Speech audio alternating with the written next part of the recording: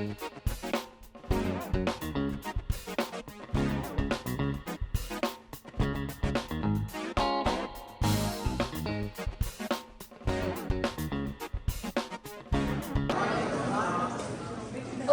is the Breast Cancer Awareness Month, an annual campaign to raise the awareness about the impact of the breast cancer. The first step on the road to the breast cancer prevention is the breast cancer awareness. Today, the topic under discussion is the breast cancer awareness, prevention, and the importance of its early detection. We are going to highlight the important aspects of the breast cancer by a theme that is early detection for your protection. Breast Cancer Awareness Month began in 1985 as a National Breast Cancer Awareness Month, and this was a partnership between American Cancer Society and a pharmaceutical division of Empirical Chemical Industries. Every one woman out of 8 is at the risk to be diagnosed with breast cancer.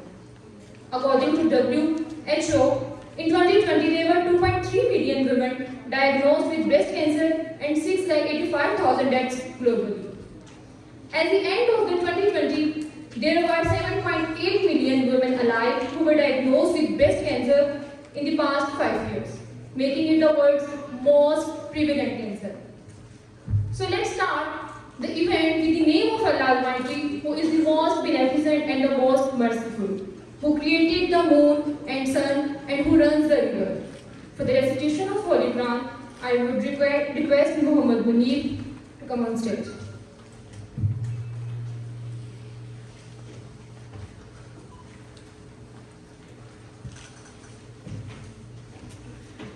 أعوذ بالله من الشيطان الرجيم بسم الله الرحمن الرحيم لا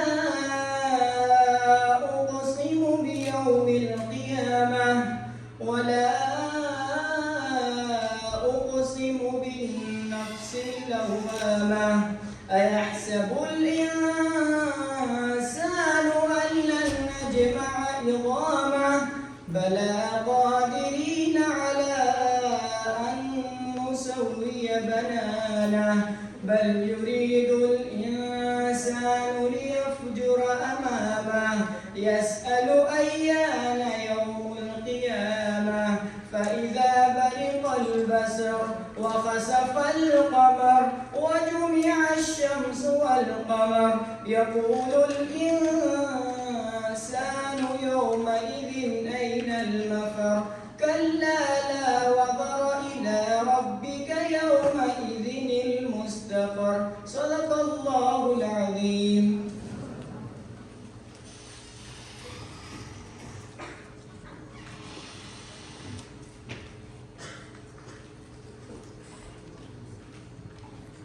To kick off this awareness seminar, firstly I would like to request Dr. Zainab Hafize, consultant and a primary care physician from Health Services Academy, to join us on the stage via presentation.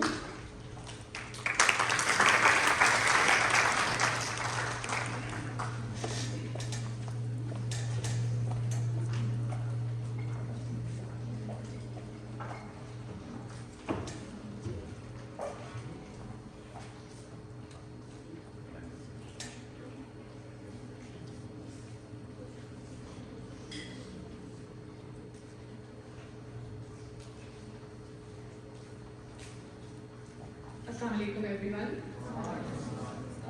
I'm Zainab. I am working as a consultant family physician in Health Services Academy. First of all, I'd like to thank the entire university for giving us an opportunity to come and talk about this topic here. We are representing Health Services Academy and running a campaign, breast cancer awareness campaign. We intend to run it actually throughout the year from October 2022 to October 2023. And as part of the campaign, we have planned outreach activities to several institutions. The purpose is to raise awareness, bust myths, and challenge the stigma associated with the diagnosis and treatment of breast cancer. Thank you very much once again for giving me the opportunity to come here and talk about it.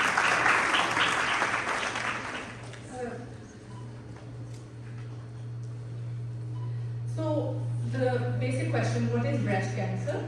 As we all know that the cancer in any part of our body is the growth of abnormal mutated cells, excessive growth. So it is pathological, so we need to get rid of it. Otherwise, as we all know, that it goes metastasizes to other parts of the body and can eventually be fatal. Talking about breast cancer, one of the important things is to look at the risk factors. I would divide the risk factors into the non-modifiable ones, the ones that you can't change and have to live with, and the modifiable ones. And the modifiable ones are the ones I'm going to talk about in a bit more detail, because lifestyle changes can reduce the incidence of breast cancer. So the non-modifiable risk factors, obviously gender, it is 100 times more common in women. Age, risk increases with age, and 77% of the breast cancers diagnosed are in women older than 50 years of age. However, this does not mean that it doesn't happen in younger women. The incidence is actually gradually increasing in younger women. Race, white women slightly at increased risk, but I just wonder if it is due to the fact that there is robust data collection in those countries and we get more numbers from Western countries.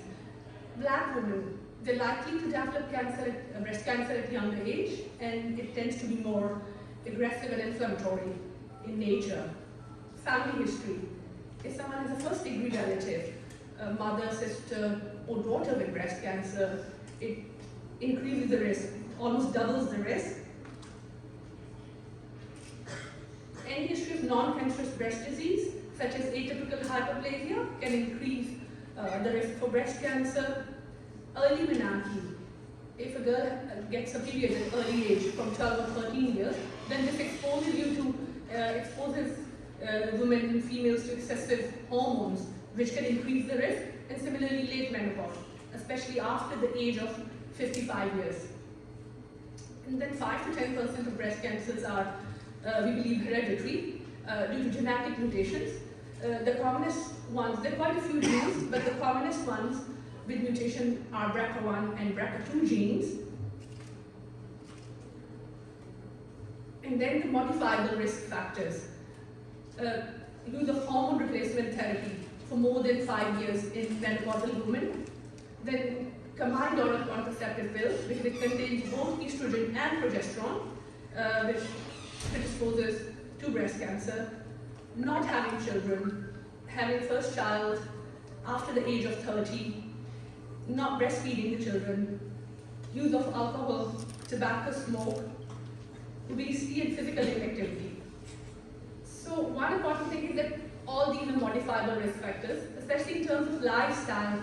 Being overweight, we know that if someone is obese, you have more adipose tissue, which causes excessive production of estrogens, which puts you at increased risk of breast cancer. So weight loss, regular physical activity, healthy diet, to avoid pollutants and chemicals as much as possible can help reduce the incidence of breast cancer. Because the non-modifiable risk factors, we really can't change them. We really can't change the gender or the age or the ethnicity, or if it's hereditary, you can't really do very much. But in terms of modifiable risk factors, there's a lot that can be done to reduce the incidence of breast cancer. I'm going to talk a little bit about stats and see that the incidence is increasing in Pakistan. There were an estimated 18.1 million cancer cases as per WHO worldwide in 2020. Out of these, 8.8 million cases were in women, and breast cancer was the most common cancer, contributing to 25.8% of the total number of new cases worldwide. In 2020, 2.3 million women were diagnosed with breast cancer, and the death toll globally was more than 600,000 women who lost their lives to breast cancer. At the end of 2020, there were 7.8 million women alive who were diagnosed with breast cancer in the past 5 years, making it the world's most prevalent cancer. So there are more lost disability-adjusted life years by women to breast cancer globally than other types of cancer. So we can see the toll of this cancer on the planet. I'm going to just briefly talk about the stats in Pakistan. So in Pakistan, 1 in 9 women are at risk of developing breast cancer at some point in their lifetime. And Pakistan has the highest incidence of breast cancer in Asian countries. It is estimated that over 83,000 cases of breast cancer are reported annually, and it claims lives of around 40,000 women every year. So myths and stigmas related to breast cancer. So looking at the stats, it's not uncommon. The question is, are we doing sufficient work to spread the word in Pakistan? Are we doing enough to do what can be done to prevent and decrease incidence? And are we doing enough for the early detection of breast cancer? Myths regarding cancer are common in our society, about cancer and its treatment. I think perhaps because the literacy rate is low and not a lot of our population attends regular annual health checkups. I think few of the myths and stigmas could be that I won't get breast cancer because it's not in my family. Then only women get breast cancer. We know that 1% of the cases, of the breast cancer cases worldwide are in men. It's a very low percentage as compared to 99% in women, but that doesn't mean that men can't get it at all. And then some people think it's untreatable. Well, picked up at the early stage, at stage 1, the cure rate is higher than 95%. So I would say it is very much a treatable condition if picked up early on. So early detection is the key here, really. And then women thinking that they breastfed their children, it helps them, but it doesn't provide complete immunity to breast cancer. So signs and symptoms: new lump in the breast or armpit, thickening or swelling of a part of the breast, eczematous skin changes of the breast or the nipple area, that includes dry, flaky, red and angry skin, skin thickening, nipple retraction, any discharge that can be blood-stained, any change in the shape or size of breast, pain in any area of the breast. I put pain lower down because I'd say that it's a late sign of cancer generally, and I wouldn't expect a woman with breast cancer to present early on with pain. If they come in with pain and they're diagnosed with breast cancer, it's probably quite a late sign really, generally speaking. I'm a primary care physician, and it's quite close to my heart that we develop a proper integrated healthcare system here with primary care that can feed into secondary care. So I'm going to talk a little bit about the role of primary care physicians in terms of breast cancer. So they have actually an important, primary care physicians have an important role across the cancer continuum, from encouraging screening and accurate diagnosis to providing care during and after the treatment for both cancer and any comorbid conditions.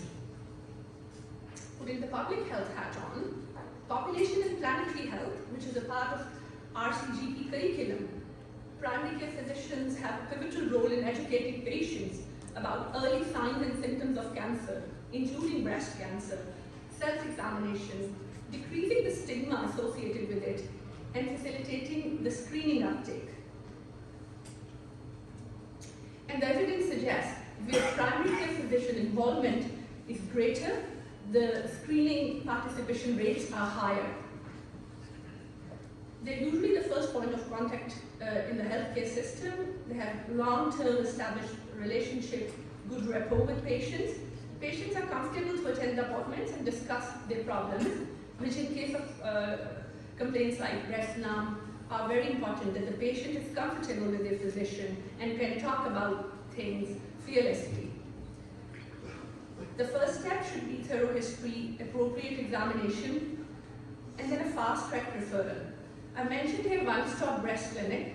I'm aware that there are quite efficiently working one-stop breast clinics in the bigger cities here, but this is something we need to look at and perhaps try and establish more. And I'm going to talk a bit about it later. Then the epidemiology of breast cancer is becoming better understood. We can apply the risk models to the patients coming to us. And we can, just by applying the risk models, although they don't have any symptoms or they don't have cancer, but just by applying the risk models on the patients, we can pick up the people who are at relatively higher risk. And at the moment, I don't think we are running that service here, but then there are dedicated family history clinics, especially for breast and colorectal cancer. The patients can be referred to those clinics, and they're attached to genetic labs and can have the genetic testing. And the patients, before getting any cancers, those who are at increased risk, can be picked up and then can have increased surveillance or any other treatments that are required even before they get the cancer. And a lot of work is being done on this in terms of breast cancer, in terms of family history, genetic mutations. And this way we'll even find out about the patients before even they get the cancer. But I know this is further down the line for our country, where we are still struggling to sort of establish a healthcare system where early detection can save lives. So this is a step ahead of that, where even before the patients get cancer, we can pick them up. Post-treatment care for cancer. Cancer is something anybody who's been diagnosed with cancer would feel overwhelmed. It's the big C. Even if it is completely curable, it's a long and hard journey. The treatment itself can take a lot of toll, both physically and mentally. So the patients need a lot of care in terms of after this treatment. And research has shown that primary care-led follow-up of breast and colorectal patients in an integrated healthcare system is as effective as hospital-led care really. Holistic approach for patients, keeping in mind their comorbidities and mental health problems. And last but not the least, palliative care or end-of-life care, where again we need to talk a lot about establishing a system for patients who've been diagnosed late and the treatments have been given which unfortunately have been ineffective and they probably won't survive, we know as physicians. So for them, dignity in death is very important, and here comes into play palliative care. So one-stop breast clinic, where patients can be seen in an outpatient setting for a swift and accurate diagnosis, and within a few hours if they're experiencing any alarming breast symptoms, run by multidisciplinary teams. So I think we will benefit because it's convenience and assurance that comes with this method of breast cancer diagnosis. Women frequently put off getting a diagnosis for a suspected breast symptom because they're afraid of getting the bad news that they have breast cancer, and because they don't want to wait a long time to know about the test results. It can be quite a daunting experience. So one-stop breast clinic, if we refer patients there, it's a multidisciplinary team.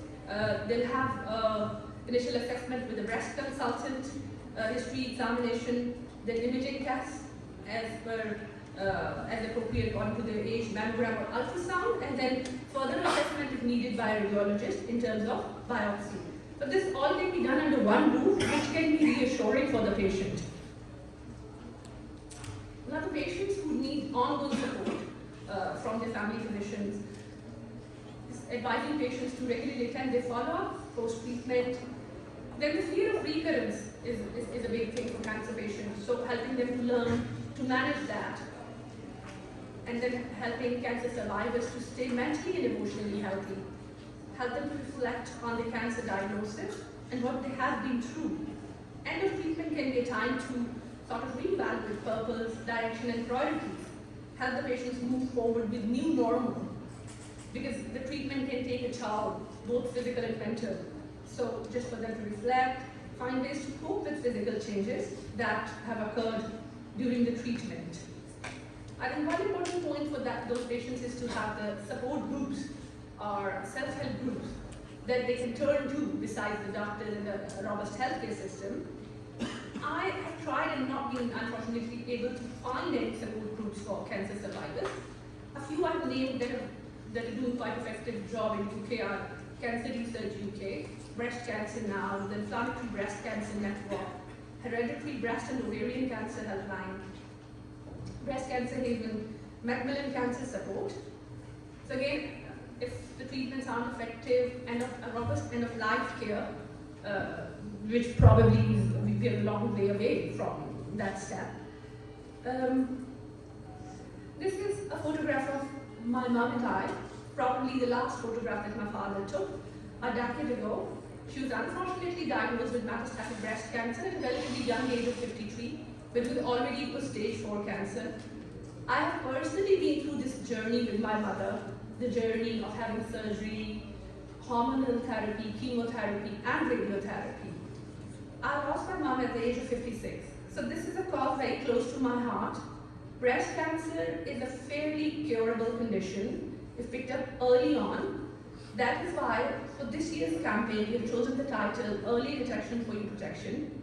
The purpose is to raise awareness, remove the stigmas, and educate our young students, our younger generation, and with the hope that the message will reach far and wide this way. It's a treatable condition.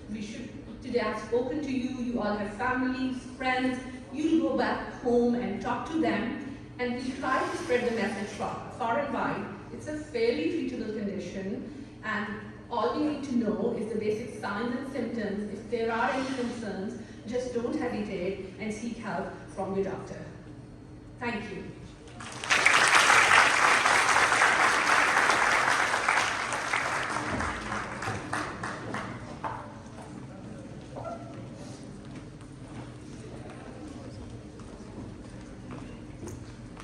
Thank you so much, ma'am, for joining us here in Early Detection for Your Protection Awareness Program. If you see these little pink ribbon on sale within a store, please take time to buy one and say breast cancer no more. In loving memory of a woman Crom and those suffering today, all the women of our future may adore be found betrayed. Now let's have a glance at a short video about self-examination.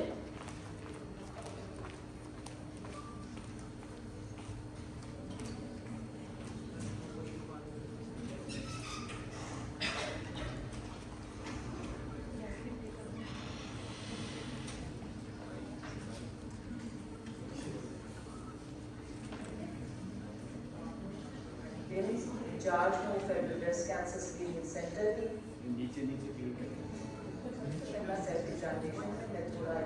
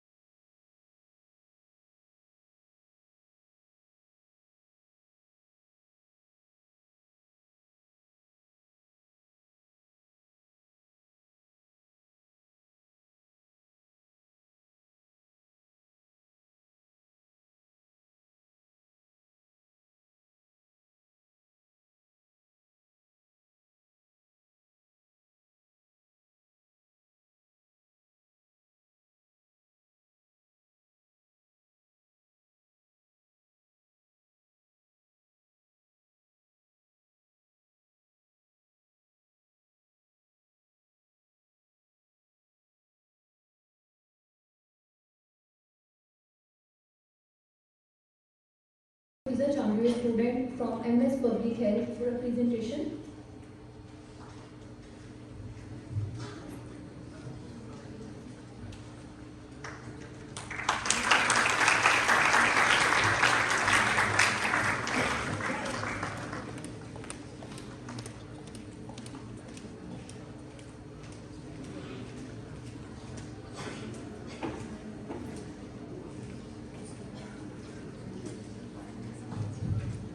Hello everyone, here is Servicea Chandu from MSPH second semester Health Services Academy, Islamabad.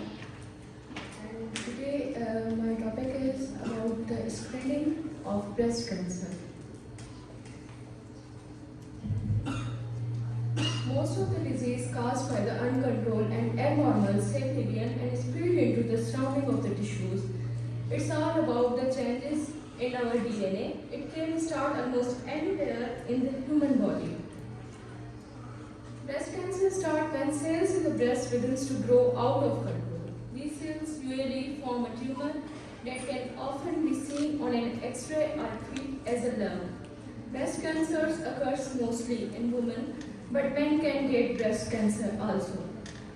1 in 8 or in some studies it is written as 1 in 9 women is at risk to get it. Early detection program in order to improve breast cancer outcomes and survival. Early detection is critical. There are two components of early detection program. One is early diagnosis and the other is screening. Early diagnosis is basically in which we help to the public and health professionals about early signs and symptoms of a cancer to facilitate diagnosis before the disease becomes advanced and enable effective and simple therapy. Most of the times हमारे पास क्या होता है कि first and second stage पे women's हमारे पास screening के लिए आ ही नहीं रही होती हैं. अर्ली स्टेज पे डिटेक्शन हमारे पास बहुत कम है पाकिस्तान में, तो सर्वाइवल रेट भी उनका कम हो जाता है बिकॉज हमारे पास वुमेन्स आती ही स्टेज 3 and 4 पर है because of lake of awareness about the breast cancer. Early diagnosis involves interventions at primary healthcare levels and teaching assessments and promote referral of patients with breast symptoms to dedicated clinics. Screening for breast cancer. What is screening? Screening consists of 2 women to identify cancer before any symptoms appear. Why it is important? The goal of the screening test is to find cancer at an early stage when it can be successfully treated. Types of screening: self-awareness, it is monthly self-examine, clinical breast examinations and mammograms. Why don't more women practice? Most of the time, women have fears or feel embarrassment due lack of knowledge, too busy or forgetfulness. हमारे पास जो society में women's exist करती हैं, in case अगर उनको कोई pen होता है या उनको फील होता है कोई भी issue, but due to our social taboos वो शेयर नहीं कर पाती अपनी फैमिली से. इवन मेल्स के साथ तो बहुत दूर की बात है, लेकिन हमारे जो यंग गर्ल्स हैं वो अपनी किसी फैमिली में एल्डर मेंबर, मदर्स, सिस्टर्स, उनके साथ भी शेयर करने में कोई भी इशू बहुत हेजिटेट होती हैं. और अगर वो कर लें तो मोस्ट ऑफ द टाइम्स उन्हें यही कहा जाता है कि भाई स्टॉप, कुछ नहीं होता, देख लेंगे. उन सब के लापरवाही में हम स्टेज 3 और 4 पे पहुंच जाते हैं. 1 and 2 स्टेज हम मिस कराते हैं, जहाँ पे हमारे सर्वाइवल चांसेस जो होते हैं 90 to 95 होते हैं, वो हम लॉस कर चुके होते हैं. एंड देन हम स्टेज 3 और 4 पे डॉक्टर्स के साथ most of the time introduce कर रहे होते हैं. एंड वो स्टेज ऐसे होते हैं जिनमें पेशेंट्स के लिए बहुत मुश्किल होता है सर्वाइव करना. उनको साइकोलॉजिकल हेल्प की नीड होती है, बट उनको वो प्रोवाइड नहीं होती हमारी सोसाइटी में. मोस्ट ऑफ द टाइम हम बहुत बिजी होते हैं, भूल जाते हैं कि हमें सेल्फ एग्जामिन भी करना है. मोस्टली यंग गर्ल्स उनके लिए बहुत लाजमी है. इफ़ हम नहीं कर सकते तो हम अपनी एक रूटीन बना दें. After menstrual cycle we have to examine ourself every month. Clinical breast examination. Clinical breast examination, examination of both breasts performed by a trained health care professionals. This is is done by the family of physicians, healthcare providers in the community when the patient presents with some breast symptoms concerns. Mammography or X-ray, process of using low energy X-rays to examine human breast for diagnosis and screenings. Doctor used mammogram to look for early signs of breast cancer. Goal is early detection of breast cancer. The UPSTSF recommends that women who are 50 to 74 years old are at average risk for breast cancer get a mammogram every 2 years. But women who are 40 to 49 years old should take to their doctors or healthcare provider about when to start and how often to get a mammogram. Mammography screening of women aged 40 to 70 years is keeping in view the high incidence of breast cancer between 40 to 70 years. Annual screening mammography is recommended by it is the American College of Radiology in 2018. Screening more frequently than every year is not recommended. Routine screening for the women in this age group in the absence of significant breast cancer risk factors is not recommended unless as part of a formal trial.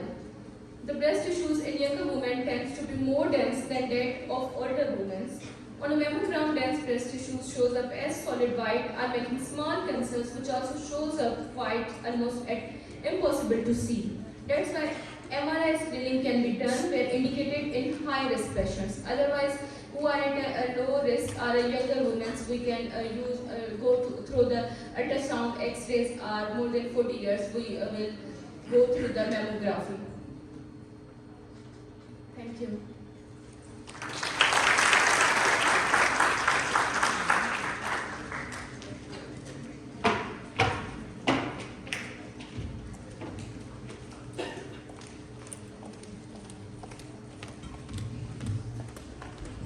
Now, there is a general question answer session, and to conduct this discussion session, I would like to invite Dr. Zainab Hafiz to come on stage.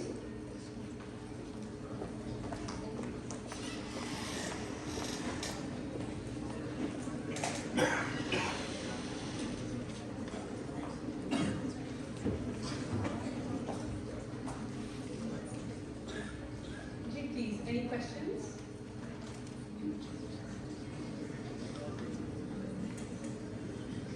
Already answered all your questions, isn't it? It's like a very content audience.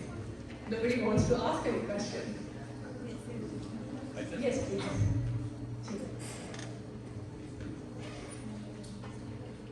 Please. Okay, thank you so much for this very helpful session, first of all.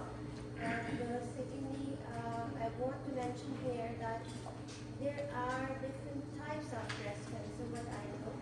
But people here are usually not familiar with those types, like especially women, because I lost my sister recently, and she was just 43 years, and I came to know that the type was B negative, and that was a kind of first experience in my life that okay, breast cancer has some types as well.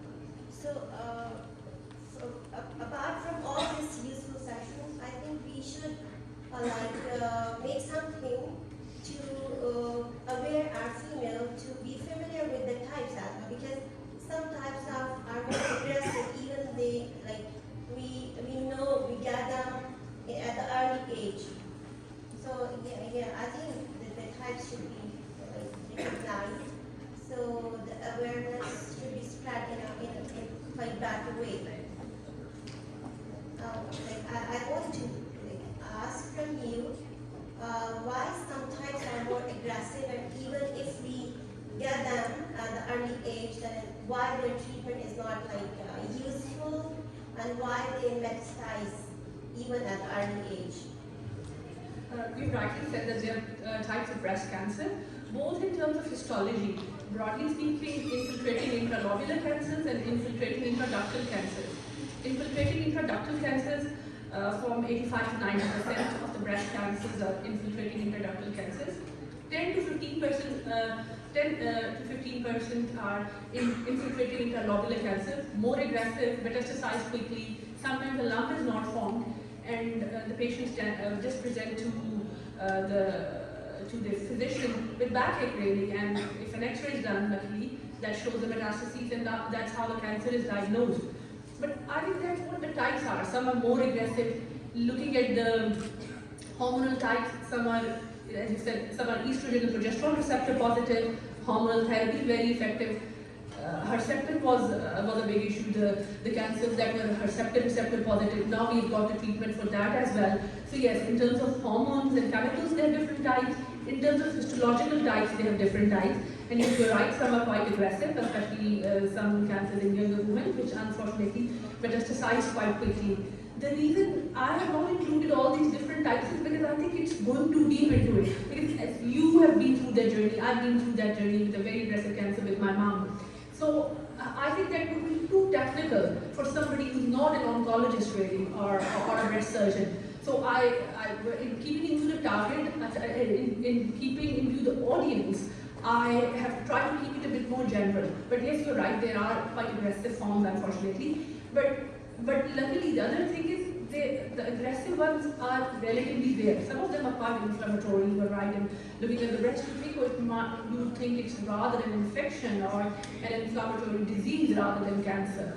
But touch wood, those rare aggressive types are not that common. But yes, you're right, there are different types. Going into that would be too much depth here. So that's why I didn't put the types in. But if this is what people want, perhaps we can do it another time. Thank you so much. You're very welcome.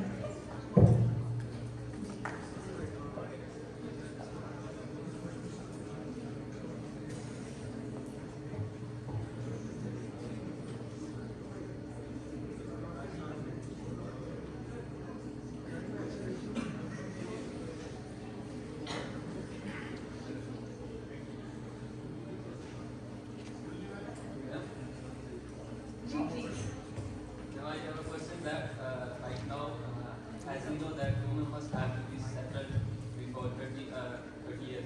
So, Pass the mic, please.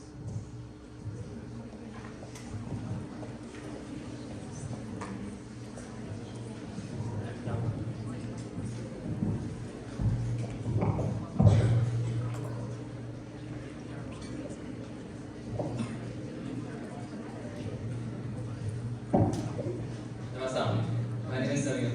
Okay, my question is that women get settled late right now because they have to be financially independent. So they get settled late. So there was something that a woman having child after 30 years. So would you like to comment on that how it affects by age?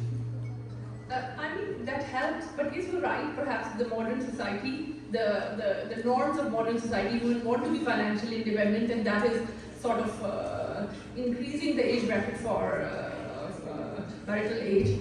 But I think यही बात है lifestyle के sense में कही कि there are a lot of modifiable risk factors which we can actually modify in terms of hormones, exposure to chemical, radiation, diet, lifestyle. One of them is this one as well. But then obviously फिर individual choices भी matter करती हैं society में. And as you rightly said that one of the norms in modern society has become women being financially independent before they can get married. तो फिर ये norms हमने खुद ही बनाए. अब के साथ शायद चलना पड़ेगा, and then there are individual choices. Thank you so much. You're welcome. Ji please. One more question. Assalamualaikum. Assalamualaikum. My name is Yasin Malik, ma'am. You said men develop 1% breast cancer. Is gynecomastia may lead towards breast cancer? नहीं जी, not at all. Gynecomastia is a totally different condition. Hormones की वजह से हो सकता है, drugs की वजह से हो सकता है, anabolic steroids, if men take them, they go to gym. I would not think it as a predisposing factor for breast cancer in men. Gynecomastia is 99% benign. You should see your doctor, but it's not a risk factor for breast cancer in men. Thank you. You're very welcome.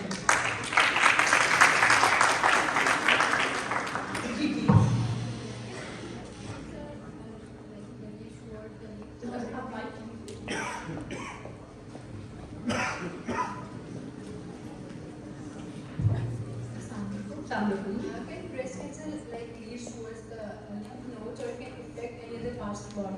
जी बिल्कुल, जो हमने ये अभी self breast examination की video थी, इसमें कहा कि examine your armpits because जो breast है उसका Can it affect any other organ of the body? Yes, it can. The secondary metastases होते हैं. It can go to the lymph nodes because breast का lymphatic drainage is in the axilla. Axillary lymph nodes का जो group है, उस पे breast का जो है lymphatic drainage है. Yes, it can go to the lymph nodes and via lymphatic system it can metastasize to other organs of the body like bones, liver, brain. Yes, lungs. Yes. Any other question, please?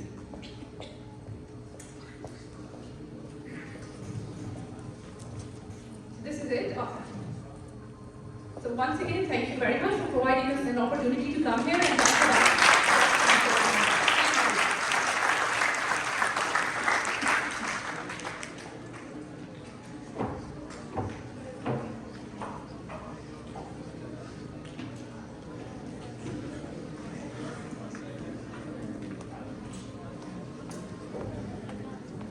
Now I would like to invite Director General Mr. Imtiaz Haider for a note of thanks.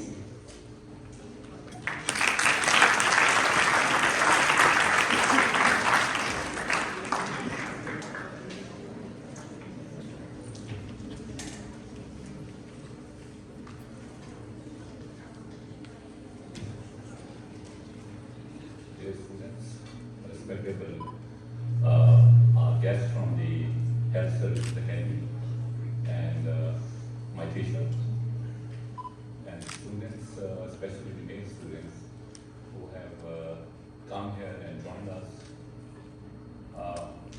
First of all, I just want to be thankful to Dr. Zainab and our institution, Health Service Academy, for arranging this session for us and sharing information that is very valuable and pertinent to the subject itself. Thank you very much. We have to, such sessions basically create an awareness and educate us that what it is, why it is, and what we are doing about it. So everyone in his family would have someone affected by this disease. As you have shared your personal experience, I do have a personal experience of having this breast cancer with my family members and recovered. So it's not an issue that you should hide. You have to understand that this issue, breast cancer disease, doesn't have any boundaries, whether it's a geographical or it relates to your sex itself. So even males have this breast cancer. But in our society, where we have our religious constraints, UAE females are reluctant to share any kind of symptoms that she has with his family members. So this stigma and these taboos need to be broken. Once there is an issue, kindly raise your hand to your brother, to your sister, and to your mother, and to your father. It's a disease. So don't shy away from this disease. And we have to understand that creating awareness is very important. But just creating an awareness is not important. It's the education that we have to impart to the people so that they should be able to take protective measures because of this killer disease. In the world, almost 1.2 million, I think, women get infected by this disease. So women are more prone to this kind of disease, and I suggest that all the measures which have been suggested by Dr. Zainab and student MSPF, you should always try to adopt them and practice them as well. One thing more that's very important, that creating awareness and being proactive about the disease itself and wellness is very important. You might not like the red color or not, pink color or not, it's not important. It's important that you need to be educated properly. So, in recognition of our mothers, sisters, daughters and wives, we have held this session just to create an awareness. And I'm again thankful to Dr. Iqbal Nasri and Dr. Servicea for being here and arranging this awareness session. Thank you very much.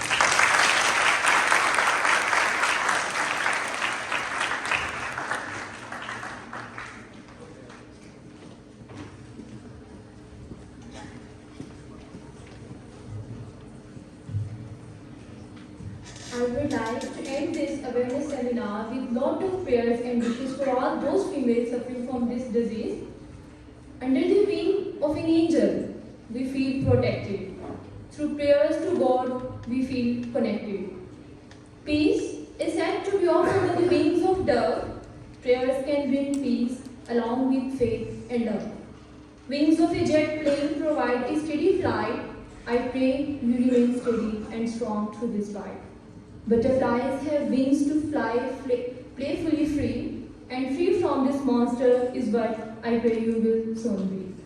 Birds spread their wings as they may leave their nest. We are spreading our prayers that you will always be blessed. Go fight and win this battle you didn't start on the wings of an angel, and prayers from my heart. And prayers from my heart. Now, I request esteemed faculty and staff members and respected guests and our sirs to come on stage for a group photo. And thank you so much.